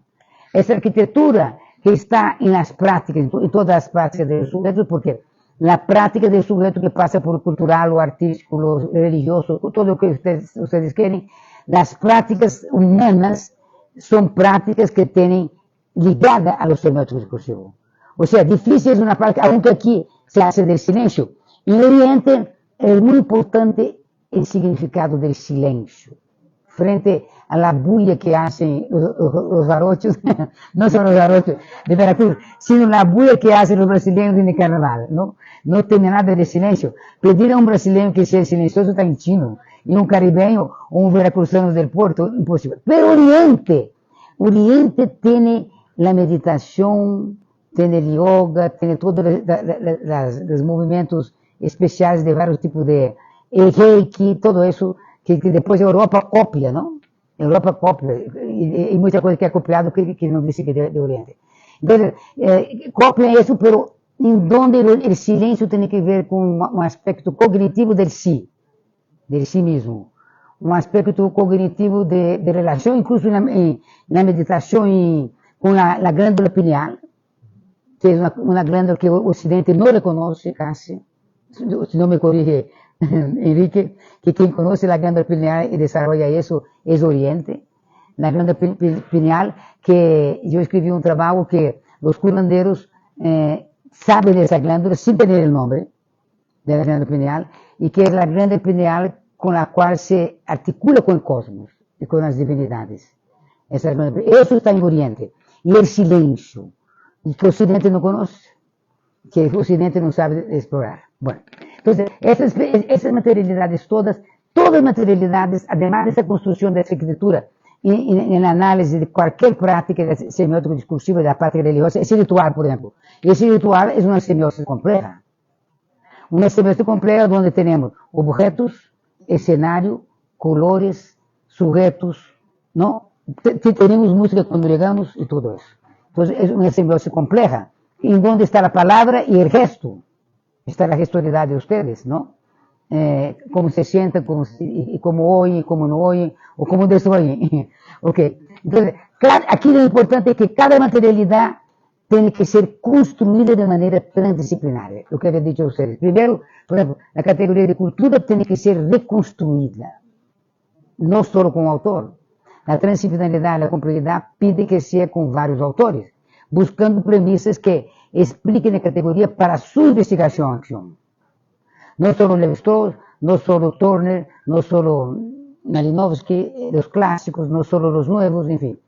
Igual la categoría social, igual, la cognitiva igual, la de simulacro muy interesante, todas tienen que ser reconstruidas. Por ejemplo, cuando los alumnos trabajan la estética retórica, tienen que construir la categoría estética más allá de Aristóteles, viniendo la estética de todo, la estética de lo feo, de lo grotesco. Y la retórica también, ampliar la retórica, no solo el retor, sino la retórica en el chiste, la retórica en el albur, la retórica en lo cotidiano, la retórica de lo cotidiano. Esa ampliación tiene que ser hecha. Ok. Estamos dando los pasos, sí. Camila.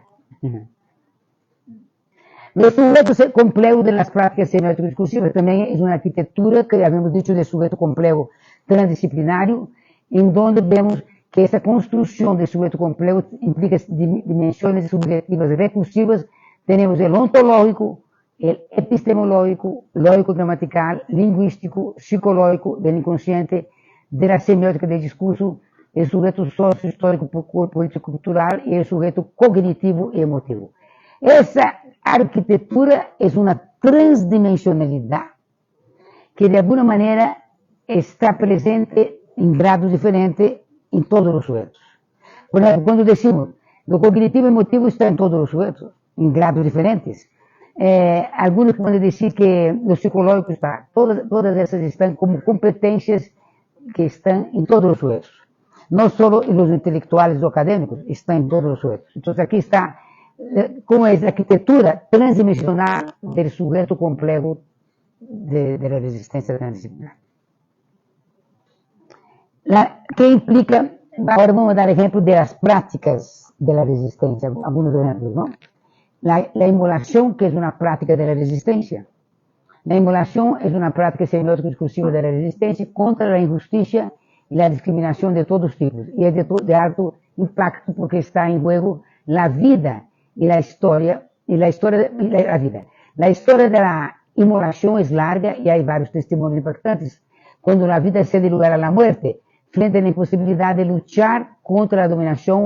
Y en los dos ejemplos que utilizamos es crucial la presencia de dos cuerpos quemándose como antorchas vivas. Aquí tenemos una en Bélgica, una africana, que se quemó porque no le dejaba abrir un negocio. Entonces se inmoló, logró salvarse, porque la salvaron en el último momento. Y aquí es otro de Etiopía, que también estaba en Europa, en España, y también no le dejaron hacer no sé qué cosa, y se quemó, pero él se murió. Ella se salvó muy, muy mal, y él se murió por la pobreza y por la injusticia. Es una práctica de la resistencia, ¿no? Que se usa. Y también además el harakiri que hacía en Japón, pero es otra historia. Tiene otra ritualidad el harakiri en Japón, ¿sí? Y esos dos sujetos cuerpos de llamas constituyen una trágica realidad que evidencia la semiosis de la resistencia de los inmigrantes conducidos por la pobreza, que produce el problema. Para los sujetos del otro lado de la trinchera, que están del otro lado de la resistencia, la emulación es considerada una locura, que el poder hegemónico excluye y quiere invisibilizar, sin explicarla. Por el contrario, entendemos esas prácticas como una resistencia atroz, que solo aparecen en los medios masivos como hechos insólitos. Apareció insólito en Internet, inconcebibles por la irracionalidad de los poderosos. En efecto, la emulación dispara múltiples emociones como las guerras, pero con el uso indiscriminado de las redes sociales, de las imágenes trágicas, pierden fuerza porque se naturaliza en un mundo donde la presencia continua de conflictos absorbe la posibilidad de la paz. Otro. La resistencia en la publicidad. Aquí dice ciertas cosas que no se puede olvidar nunca, ¿no? Aquí está, es aplicado de las chicas que son violentadas por abuso sexual. Es una casa de menor. Miren un poquito bien, que después vamos a poner un análisis. Miren bien. No, primero, que miren un poquito. Una chica con todas las manos, ¿no? Salió en la publicidad de resistencia. Ahora vamos a comentar. Ya. Sí. Ese es un texto visual producido por una institución dedicada al abuso y la violencia de menores. Construcción postvisual impactante y traumática que produce intensas diferencias emocionales, ancladas a la argumentación emocional visual. Texto visual complejo, compuesto por varias semiósis, los colores oscuros, el espacio lleno de muebles no infantiles, la iluminación en la niña y en la lámpara de la esquina. La niña es violentada en el centro de la trágica escena que conserva en su mano el único objeto infantil, la muñeca. Esta construcción conlleva una argumentación emocional visual que tiene un anclaje discursivo que contiene un antimema irrefutable. Otros antimemas son derivados de la figura central de la niña violentada. Objeto postvisual construido con tropos visuales de la violencia. La violencia se materializa en el cuerpo infantil invadido por manos que destrozan. Las manos son metáforas, símbolos de la violencia tantual de todos los tipos. Otro tema, la violencia y el abuso son destructivos. Los recursos estéticos de esa argumentación emocional postvisual son impresionantes y hacen que la mirada recorra el texto que dispara múltiples sentidos. Otra resistencia en la publicidad. Miren esta publicidad. Es una puerca, y España me corrigieron, dijeron que puerca es muy, muy feo que hay que decir cerda. No sé si aquí se usa, ¿qué se usa, Enrique? Puerca o cerda. Que dijeron allá que era mejor cerda y no puerca, pero bueno. En todo caso, sí sabe que es cerda, ¿no? Ya casi no se usa, pero bueno. Esa es la resistencia de un orfanato en Manila de Filipinas, donde los niños están tomando leche de la cerda. Entonces, vamos a ver el comentario, una análisis transdisciplinaria que yo hago sobre la semiótica, discurso y ideología, ¿no? Es una argumentación de refutación a la cual se ligan las diferencias emocionales. Las semiosis son varias, el color oscuro de la desesperanza, de la muerte, la degeneración del ser humano. Se presenta el niño alimentándose por una cerda puerca, lo que produce la antinema visual de la animalización de los seres humanos, por la extrema pobreza, situación producida por la crisis mundial generada por la concentración de la riqueza. Entre muchos tropos visuales está el oxímoron, que es la paradoja irresoluble, la alimentación de seres humanos denigrados por una puerca, como única forma de subsistencia. Se destacan inferencias emocionales disfóricas que procuran impactar para producir acciones humanitarias que luchen contra la tremenda injusticia generada por ese mundo lleno de incertidumbres, conflictos, ausencia de mínimos valores éticos. La mirada produce procesos mnemotécnicos que permiten la permanencia de lo traumático de esa imagen. Ya, 1:5, nos da tiempo para ver el núcleo. Dá tempo para ver? Aguanta ver el outro núcleo? Ustedes dicen, aguanta também, se não passamos a preguntas. Ustedes dicen. ¿Eh? Adelante. Bueno. ¿Se aguantan? Cuarto núcleo, la transdisciplinaridad y la ética y la bioética, ¿no? En primer lugar, debemos detenernos en las difíciles reflexiones sobre lo ético para abordar este tema tan complejo. Nos basamos en Edgar Morin, principalmente en su método 6 sobre la ética, que es el último método, ¿no? El último libro, él ha escrito más, entre obras y más de, no sé cuántos libros, pero más de 150 textos. Toda mirada sobre la ética debe conocer el carácter vital del egocentrismo, así como la potencialidad fundamental del desarrollo del altruismo. Entonces siempre tenemos la premisa en Edgar Morin del egocentrismo con el altruismo y complementariedad, o sea, siempre en una relación recursiva, con lo cual se reforma la premisa central de la complejidad, se retoma. La relación recursiva, todo complementario y antagónico al mismo tiempo. Desde la perspectiva moriniana, la ética debe superar los límites filosóficos para considerar su triple función, no solo que da en la filosofía, triple función bioantroposociológica, con lo cual lo ético logra ser definido desde premisas complejas transdisciplinares. La ética transdisciplinaria compleja debe destacar y asumir el acto de religación con el prójimo, religación con la comunidad, religación con la sociedad y religación con la especie humana. Y faltó colocar religación con la naturaleza. Faltó colocar. Me olvidé colocar aquí. Coloqué en otros lados, pero aquí me pasó, ¿no? Religación con todo eso. Eso implica la ética que sale, por lo tanto, de la filosofía, esa ética clásica, y va a la ética transdisciplinaria. Está bien que ustedes apunten, pero todo eso, el que va a pasar a ustedes, ¿no? Todo eso va a pasar a ustedes, ¿no? Ok. Lo comunitario es fuente de responsabilidad y solidaridad ética. Y la ética comunitaria se vuelve explícita en las sociedades ancestrales, con sus prescripciones, tabús y mitos.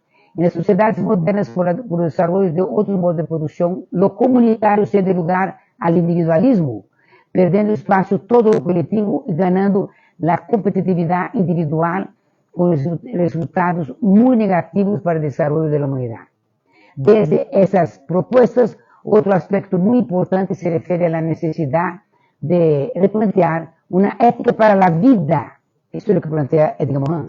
Para todas las dimensiones de la existencia humana y de la relación con la preservación de todos los seres vivos del planeta. Lo que en estos momentos solo están como ausencia por la suspensión de lo ético frente a la destrucción ecológica desarrollada por las dimensiones económica, política y de la dominación mundial. En ese sentido, la crisis civilizatoria está en su corazón la ausencia de la ética en todos los campos, propiciando los gravísimos problemas que planteamos. Otra. La crisis de los fundamentos éticos es producida por y productora de Morin. Es deterioro acrescentado del tejido social en numerosos dominios. El debilitamiento del imperativo comunitario y de la ley colectiva en los sujetos. La degradación de las solidaridades tradicionales. El carácter cada vez más exterior y anónimo de la realidad social en relación al sujeto. El superdesarrollo del principio egocéntrico en detrimento del principio altruista.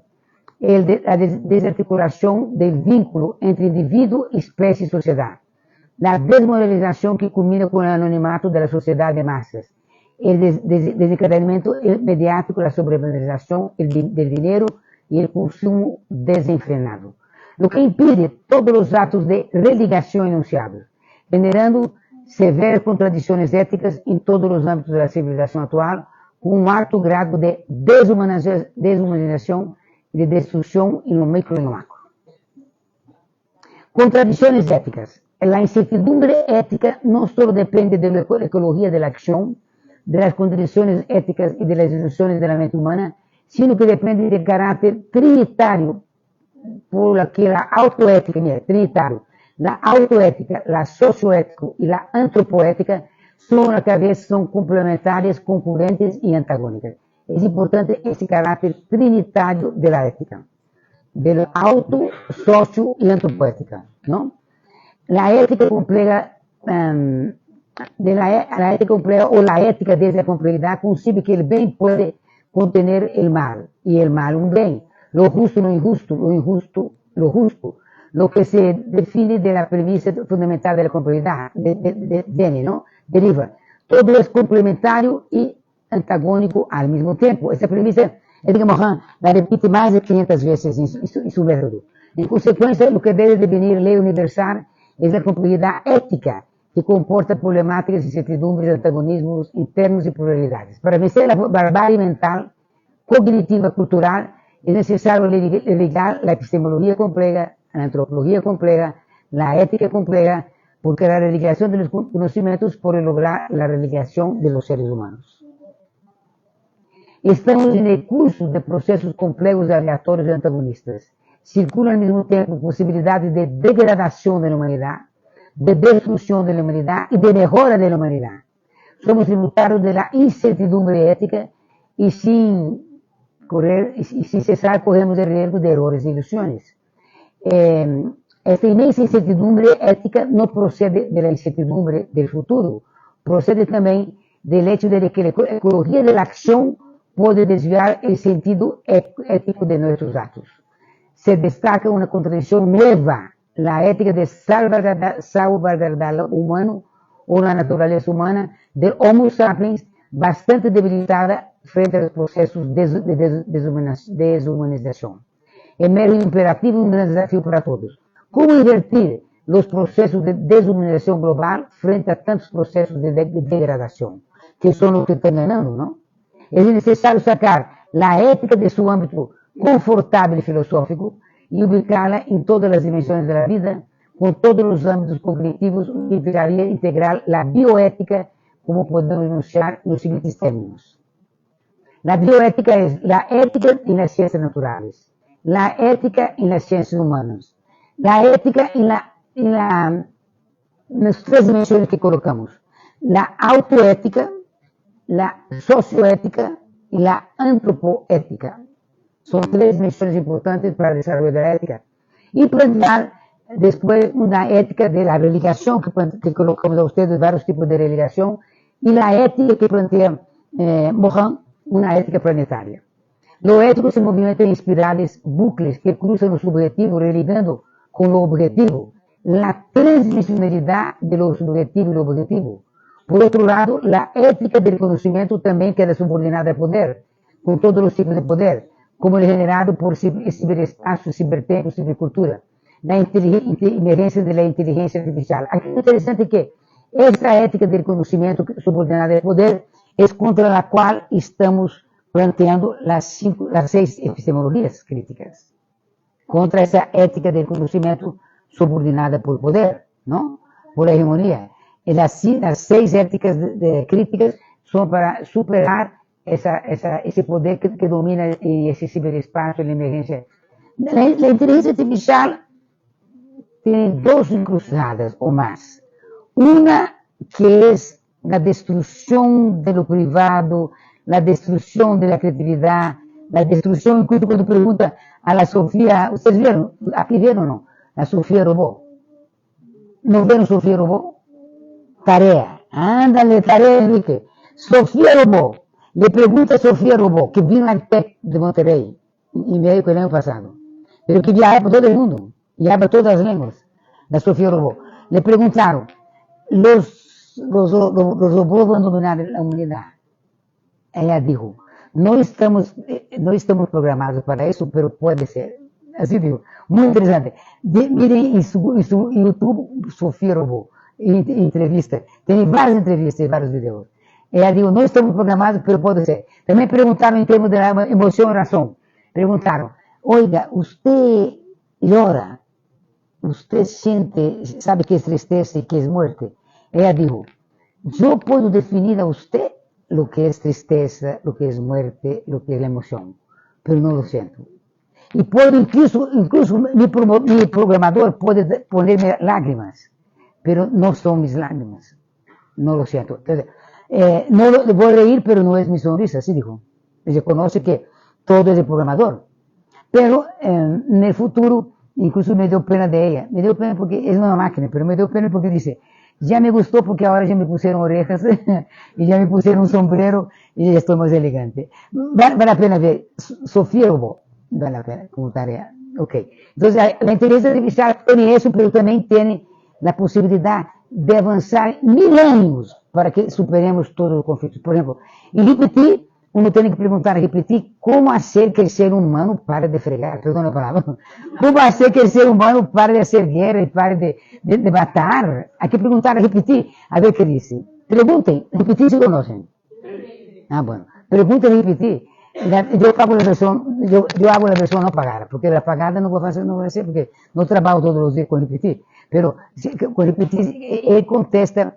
Una vez, solo cuento la anécdota rápidamente, una vez estuve 1 hora discutiendo con la inteligencia artificial porque ella me contestó como si yo fuera iniciante, ¿no?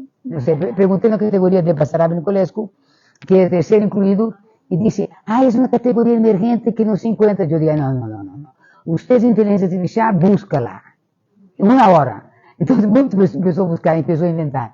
No invente, yo no soy iniciante. Y al final, después de 1 hora, consiguió a alguien que le dijo, ¿no? Preguntó, buscó en el banco. Todos no conocen inteligencia artificial. Nosotros solo somos lo que la alimentamos. Pero si es bien usada, salva a la humanidad. Puede salvar a la humanidad, porque tiene que decir cómo hacer que el ser humano no sea destructivo y que no tenga guerra. Puede ser, puede ayudar. Bueno, otra. Producción de conocimiento bioética. Las ciencias complejas y la bioética se desarrollan desde varios campos cognitivos como la biotecnología, porque abarca una serie de disciplinas que van desde la genética y la ingeniería genética hasta la medicina generativa y la producción de genes. Y de beneficios. La bioética se convierte en una parte esencial del desarrollo científico en temas delicados como modificación genética de embriones humanos, creación de organismos sintéticos, extensión de la vida, uso de tecnologías para mejorar la capacidad cognitiva. Eso estaría bien, ¿no?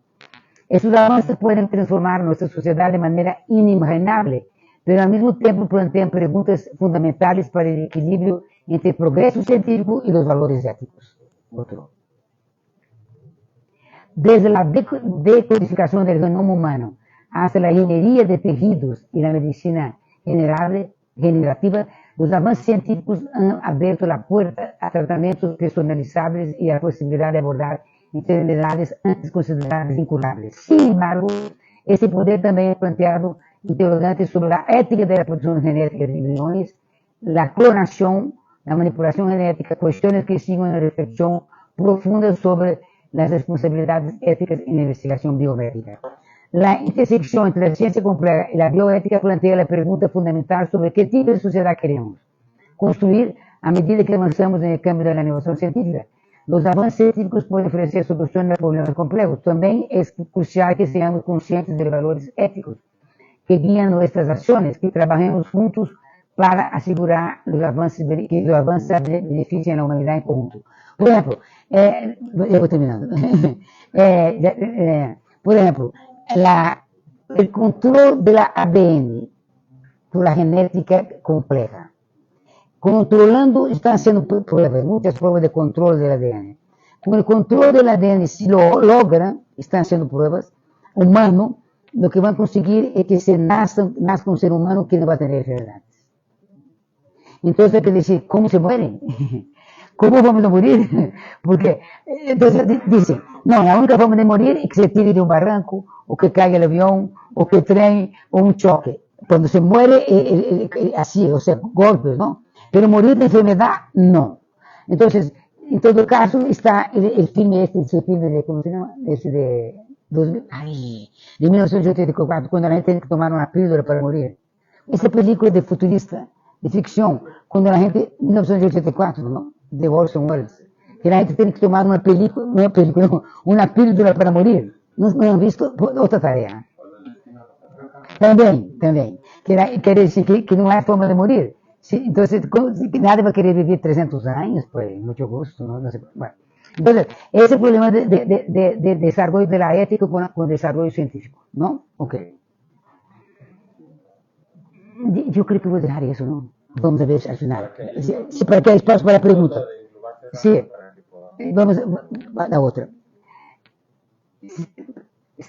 Aquí, compartiendo informaciones. Aquí yo hago publicidad. Pero no es para ganar capital, no es venta de mercancía. No es venta de mercancía. Compartiendo enlace al tercer Congreso Mundial de Transdisciplinariedad, realizado de modo virtual de 30 de octubre de 2020 a 15 de octubre de 2021, cuando había la pandemia, durante un año con 52 semanas y 43 países. Está en el canal de YouTube del Congreso. Aquí no se lee, ¿ve? No se lee. Aquí está el enlace para que ustedes entren. Cuando estén aburridos, entren, por favor, en el enlace del Congreso. Tiene 50 semanas grabadas. En el YouTube del Congreso está grabado todas las conferencias, que son de 43 países. Pueden buscar en el programa cuáles quieren ustedes. Hay de todos los ejes de transdisciplinaridad. Desde religión, arte, educación, de salud, todo. Pueden escoger y ver. No está aquí, pero después de mí que les pasa. Sería Tercer Congreso Mundial, ay Dios, transdisciplinaridad.mx. Tercer Congreso Mundial Transdisciplinaridad.mx. Es el enlace que está todo grabado. Y está en la página web.